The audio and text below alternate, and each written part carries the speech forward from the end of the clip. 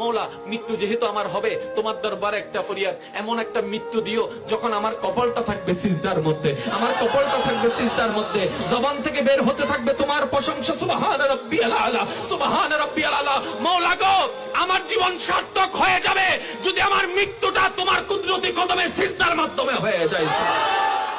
মৌলা, মৃত্যু যেহেতু আমার হবে, তোমার দরবারে একটা ফরিয়াদ, এমন একটা মৃত্যু দিও যখন আমার কপালটা থাকবে সিজদার মধ্যে, আমার কপালটা থাকবে সিজদার মধ্যে, জবান থেকে বের হতে থাকবে তোমার প্রশংসা, সুবহান রাব্বিয়াল আলা, সুবহান রাব্বিয়াল আলা।